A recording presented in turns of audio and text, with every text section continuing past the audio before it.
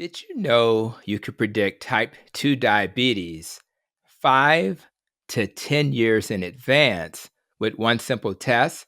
If that's something you'd want to know about, I have the right video for you. Hi, I'm Dr. Hampton. As you know, I'm on a mission to help you achieve metabolic health.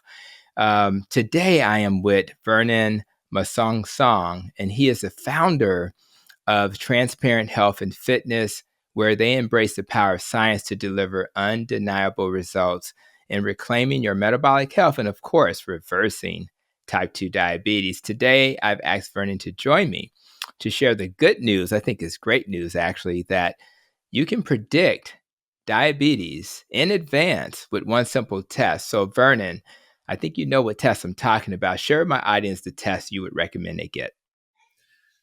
Hi, the most effective test that's easy to request from your doctor would be a fasting insulin test. And that's the one that Western medicine today refuses to check. They check your blood sugars and your cholesterol, and as long as those are in check, they send you on your merry way.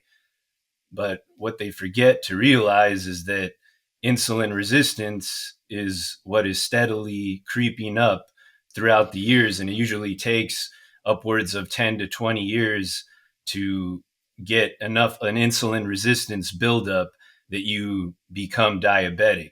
So if you check your insulin levels and you see that they're higher than the norm, then that's a great predictor that your insulin resistance is starting to build up, because it's a slope that just gradually rises over time. And that just doesn't get diagnosed today. And by the time you are diagnosed, it's when your blood sugars are too high. And then it's almost like, okay, it's too late. And it's very sad, because we could have prevented this from happening if we could have counseled our patients before this happened. That's right. And Vernon said something very important. He said, we got to get our doctors to order this test. There are some doctors that won't even order the test. And thankfully, there are opportunities for you to order the test yourself if you'd like to. And why would doctors not order the test? And that's primarily because they haven't been trained to order the test. And in many cases, they don't know what to do if they order the test and see your level is high. So the question becomes, why would your levels be high? And I think me and Vernon know is because in many cases, could it be stress? Could it be lack of sleep? Absolutely. But the main reason is because of excessive carb consumption. And when you do that, your beta cells will compensate by increasing your insulin secretion.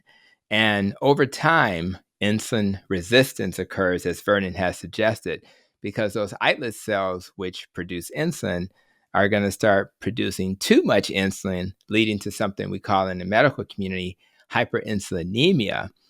And over time, your beta cells will be exhausted, tired, too tired, and they can't keep up. And as the insulin levels then start to fall because your islet cells can't keep up, your glucose levels will start to rise, culminating, unfortunately, in type 2 diabetes. So the first manifestation of diabetes is not an elevated glucose level. Instead, it's an elevated insulin level. So the next time you get your labs done, you look at your doctor and say, Doc, I don't know if you're familiar with this test, but this is a test that I've heard is very effective at predicting my chances of becoming diabetic. And I want you to order that test for me.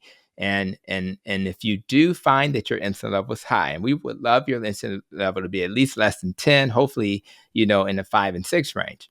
But if it's elevated, you may want to adopt a low carb, keto, or carnivore diet, because with that dietary pattern or those options, you'll probably reduce the need for insulin much lower than it is currently, and therefore start the healing process. So when I had Vernon on my Protecting Your Nest podcast, we talked about many other issues, including how he healed from some of the conditions he dealt with. So I encourage you to check out that episode. And if this episode intrigued you, share it with friends and family so that they can have hope and know in advance that they're at risk for diabetes. So thank you for coming to this video. And until the next video, continue to be safe, be well, and continue to protect your nest.